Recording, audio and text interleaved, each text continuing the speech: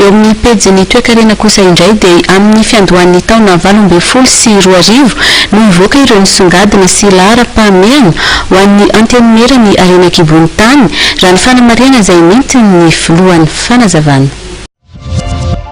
Ao anatin'ny fanaovana ny tombatombana ireo tolo-kevitra nivoaka nandritra ny fiandohan'ny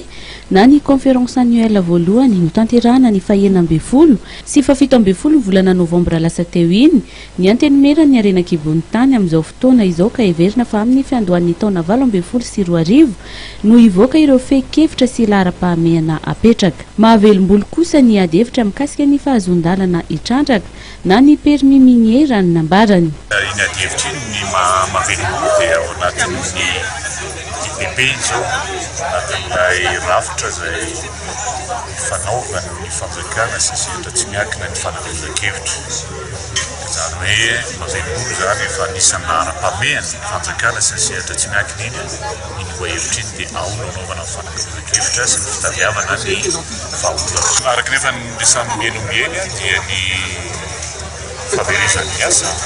misy orinasa tsy afaka miasa nefa miasa ohatra dia misy fiantraikany elabe izay satria voatery tsahatra ny asa ena be,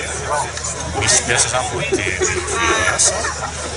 misy ny mpiasa raikitra mivantana ao anatin'ny orinasa, misy ihany koa orinasa miara-miasa mikaroka na vohitra ohatra na miomana amin'izany ny orinasa amin'ny lafiny maro na amin'ny lafiny famatsina, na lafiny fisanan-draharaha, na amin'ny lafiny fotodrafitrasa dia misy fiantraikany izay ary mety misy fiantraikany ihany koa amin'ny farisia orinasa maro samihafa zany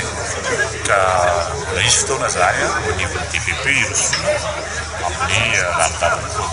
Ho an'ny Antenimieran'ny Harena an-kibon'ny tany vokatry ny fanankalozan-kevitra sy ny fanadihadiana nandritra ny taona maro ny lalàna mifehy Harena an-kibon'ny tany izay manan-keraka ankehitriny ary efa nampitahana amin'ny zava-misy amin'ny firenena maro ary heverina fa mbola azo ampiharina tsara ka tsy tokony atao mahamaika ny fanovana izany lalàna izany.